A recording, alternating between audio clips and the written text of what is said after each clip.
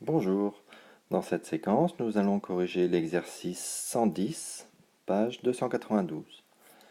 Cet exercice est plus difficile que les deux précédents et fait intervenir des figures un petit peu différentes, telles qu'on n'a pas l'habitude de les voir. Pour l'exercice petit a, l'argument de z-2i égale moins pi sur 4 modulo 2pi, vous devez trouver cette demi-droite matérialisée en bleu. Donc d'origine A, le point A par contre est exclu de l'ensemble de définitions comme d'habitude car l'argument de 0 n'est pas défini. Pour le petit b, on trouve encore une demi-droite à l'exclusion du point A. Le point A est matérialisé ici, il a pour coordonnées 1 et 2. Et la demi-droite fait cette fois-ci un angle de 60 degrés, mais orienté dans le sens négatif. Pour l'exercice petit c, l'ensemble des solutions est un petit peu original puisque ça va être un demi-cercle. Un demi-cercle de diamètre AB, le point A ayant pour coordonnées 0, 1, le point B ayant pour coordonnées 0, moins 1. Donc c'est un demi-cercle, ce n'est pas le cercle entier. Nous verrons pourquoi dans la correction détaillée. Pour le petit d, nous allons trouver comme ensemble de solutions deux demi-droites. La première qui s'arrête au point de coordonnées 0, 1, point exclu bien évidemment, et la deuxième demi-droite qui part du point de coordonnées 2, 1, exclu, et qui part horizontalement vers la droite.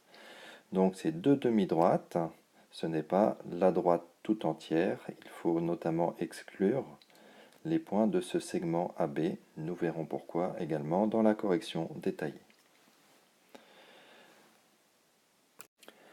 Commençons par ce premier exercice. Nous devons interpréter géométriquement l'argument de z moins 2i. Alors, on sait que z moins za est la fixe du vecteur AM, où M est le point d'affixe Z, A est le point d'affixe Z. Donc, par analogie avec z moins 2i, z moins 2i est la fixe du vecteur AM, où le point A pour coordonnées 0 et 2. Nous voyons donc apparaître le point A sur la figure de coordonnées 0, 2. Maintenant, intéressons-nous à l'argument. L'argument de z moins 2i, c'est en fait l'angle que fait le vecteur AM avec le vecteur unitaire que j'ai appelé U sur la figure. L'argument de z moins 2i est donc l'angle entre les vecteurs U et le vecteur AM. Le vecteur U symbolisé en rouge et le vecteur AM. Cet angle UAM doit être égal à moins pi sur 4 modulo de pi. Quels sont les points M pour lesquels l'angle AM est égal à moins pi sur 4 modulo de pi? Pour ce faire, nous allons dessiner un représentant du vecteur U à partir du point A. On sait bien que les vecteurs peuvent se représenter à partir de n'importe quel point. L'angle entre le vecteur U dessiné en rouge et le vecteur AM doit être égal à moins pi sur 4, ce qui correspond à des points M qui se situent sur cette demi-droite que l'on trace avec un angle de moins pi sur 4 à partir du point A, ce qui nous donne la solution annoncée pour cet exercice. Pour la question petit b, on nous parle de l'argument de 1 sur un nombre complexe. On peut en fait très facilement se ramener à un exercice ressemblant au petit a, en se rappelant cette formule du cours qui est que l'argument de 1 sur z, c'est moins argument de z.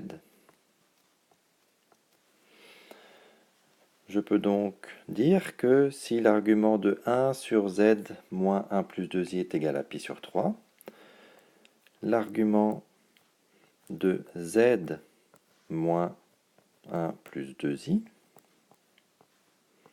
est égal à l'opposé de l'argument de 1 sur z moins 1 plus 2i, c'est-à-dire moins pi sur 3 modulo de pi. Et par cette remarque, je suis ramené à un exercice complètement similaire au précédent. Z moins 1 plus 2i est la fixe du vecteur AM, où le point A pour affixe 1 plus 2i, c'est-à-dire a pour coordonnées 1 et 2.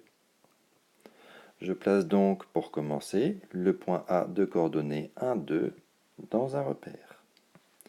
J'interprète ensuite l'argument de z moins 1 plus 2i comme un angle.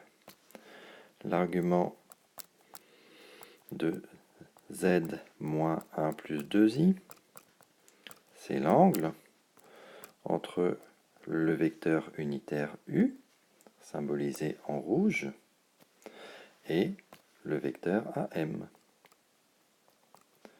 Et cet angle doit être égal à moins pi sur 3 modulo de pi. J'ai donc tous les renseignements nécessaires à la construction. Je prends mon vecteur u et j'en construis un représentant, donc le même vecteur, d'origine A. Je dois faire un angle de moins pi sur 3 à partir de ce vecteur-là, donc 60 degrés que je construis avec le rapporteur. Donc je construis, une fois que j'ai repéré mon angle, je construis la demi-droite. C'est l'ensemble des solutions recherchées. Je n'oublie pas que le point A est exclu de mon ensemble de définition puisque l'argument de 0 n'est pas défini. Cela conclut la question petit b. Nous faisons un bref interlude pour introduire les questions C et D afin d'expliquer comment interpréter géométriquement une expression du type argument de z moins za sur z moins zb. On le rencontre dans les exercices petit c et petit d, donc on va avoir besoin de traiter cette question. Donc on sait que l'argument d'un quotient, c'est la différence des arguments. C'est donc argument de z moins za moins l'argument de z moins zb. L'argument de z moins za, géométriquement, peut s'interpréter comme l'angle entre le vecteur unitaire sur l'axe des abscisses et le vecteur AM. Et l'argument de z moins zb comme le vecteur unitaire u et le vecteur bm.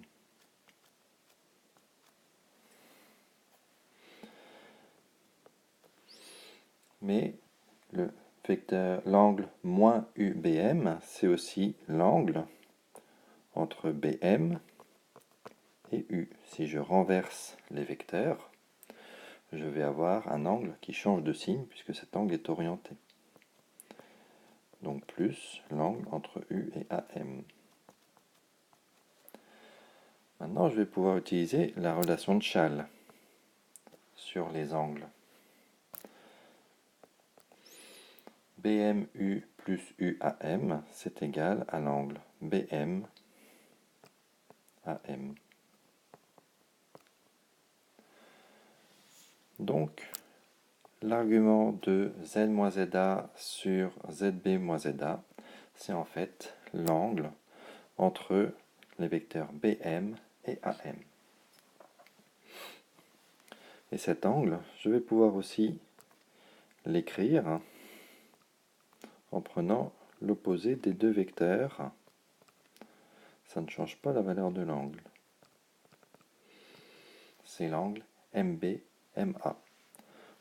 Nous allons donc, à la lumière de cette explication, pouvoir poursuivre les questions petit c et petit d. Voici à présent un exercice un petit peu original dans lequel on trouve un ensemble de solutions qui est un demi-cercle.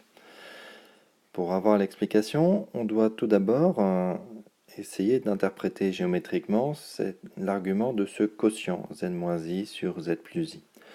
On sait que l'argument de z sur z', c'est l'argument de z moins l'argument de z'. Donc l'argument de z moins i sur z plus i peut aussi s'écrire comme l'argument de z moins i moins l'argument de z plus i.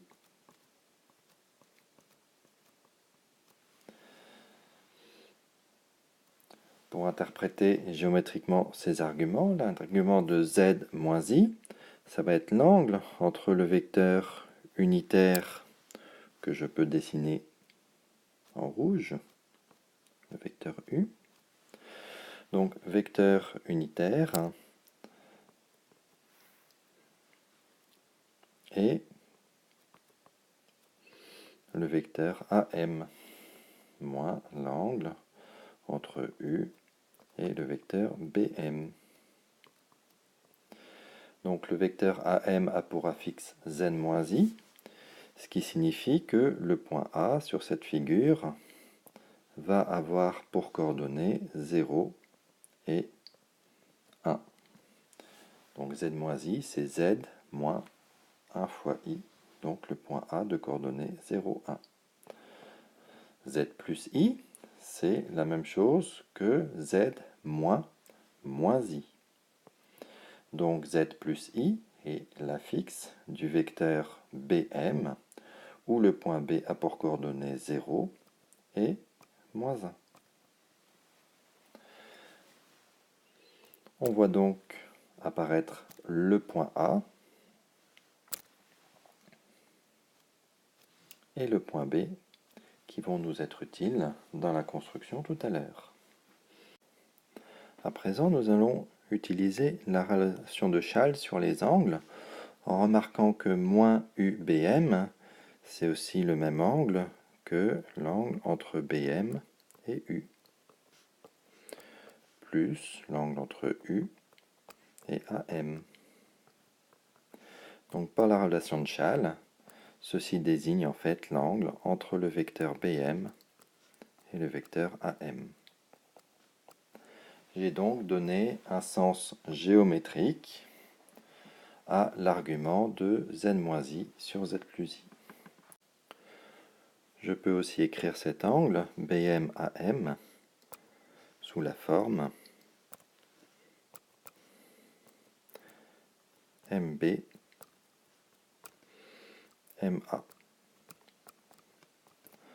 En effet, si je dessine deux vecteurs, U et V, l'angle orienté entre le vecteur U et V est le même que l'angle entre moins U et moins V. Donc on remarque que ces angles sont identiques, puisqu'ils ont la même valeur et qu'on tourne dans le même sens. L'angle MB-MA doit donc être égal à π sur 2. À partir de là, je peux faire ma construction géométrique en me rappelant cette propriété sur les cercles. Si j'ai un cercle de diamètre AB, je sais que pour n'importe quel point M, l'angle AMB est un angle droit, toujours. Ce qui signifie que le point M doit se situer quelque part sur un cercle de diamètre AB. Mais il faut faire attention au signe. Pi sur 2, donc c'est un angle positif. Je prends par exemple un point M sur cette partie du cercle. Je dessine le vecteur MB, je dessine le vecteur MA. L'angle entre le vecteur MB et le vecteur MA est bien égal à plus pi sur 2. Mais que se passe-t-il sur l'autre demi-cercle? Donc je trace l'autre demi-cercle. Je place un point M sur cet autre demi-cercle. Je matérialise le vecteur MB, le vecteur MA. Et quand je regarde l'orientation de l'angle, je m'aperçois que sur l'autre demi-cercle que j'ai dessiné en rouge,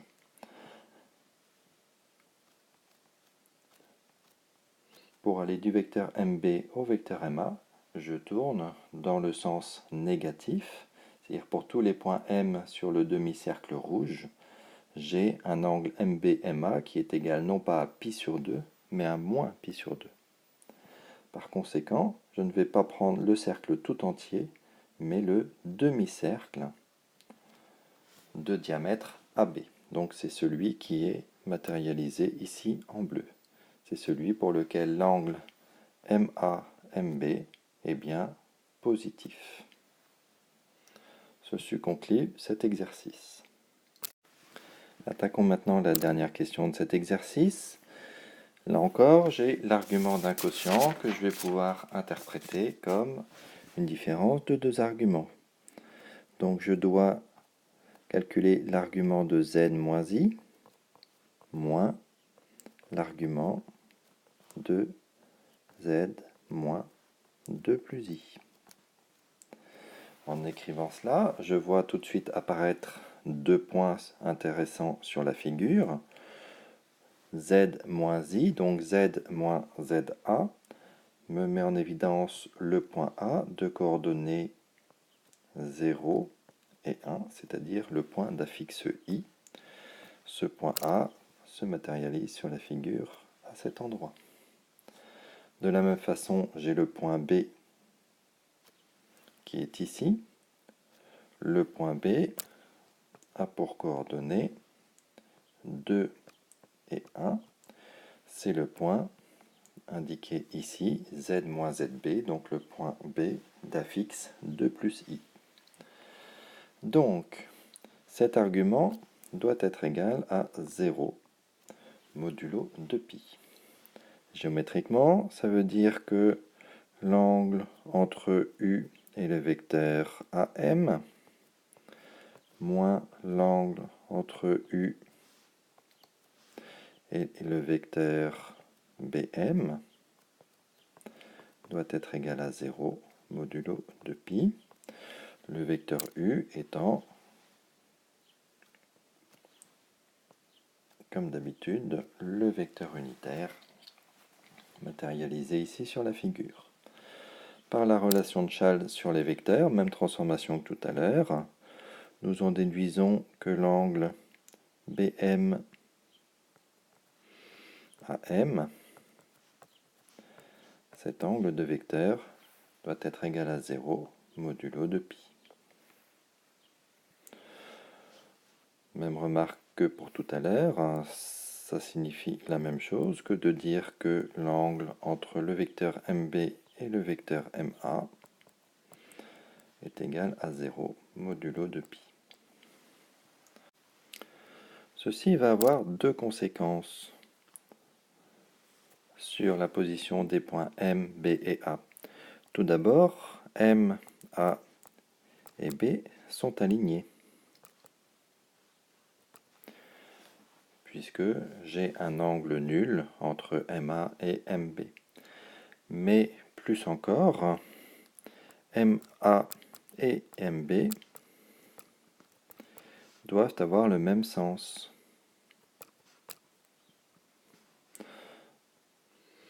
Donc par exemple le point M est ici, le point A ici, et le point B est ici. L'angle entre MA et MB est égal à 0. Je peux aussi avoir le point M ici, le point A ici, le point B est ici. Une situation qui serait impossible serait d'avoir le point B ici, le point M entre A et B, et le point A ici. Car on voit bien que dans cette situation, l'angle entre MA et MB est égal à pi. Il n'est donc pas égal à 0. Ceci va me donner la figure suivante. J'ai le point A, j'ai le point B. Il faut que M, A et B soient alignés, c'est-à-dire que M doit être sur la droite AB. Par contre, il faut que MA et MB aient le même sens. Ça signifie que le point M ne peut pas être n'importe où. Il peut être par exemple quelque part sur la demi-droite bleue à gauche de B. Et dans cette situation, j'ai bien MA et MB qui sont alignés. Mais j'ai aussi une autre possibilité, c'est que le point M se situe sur la demi-droite à droite de B. J'ai ainsi MB et MA qui vérifie bien que l'angle MBMA est égal à 0 modulo pi. Ce qui est par contre totalement interdit, c'est d'avoir le point M entre A et B, car dans cette situation, l'angle MBMA n'est plus égal à 0, il est égal à pi. Ça signifie que tous les points sur le segment AB sont à proscrire de notre ensemble de solutions. Les points A et B eux-mêmes sont également à exclure, puisque le point A donnerait un argument de 0 qui n'est pas défini. Quant au point B, il rendrait le dénominateur nul et ferait une division par 0, ce qui est également totalement interdit. Donc on a, pour conclure cet exercice, deux demi-droites à l'exclusion des points A et B qui sont matérialisés ici en bleu. Ceci conclut donc l'exercice 110.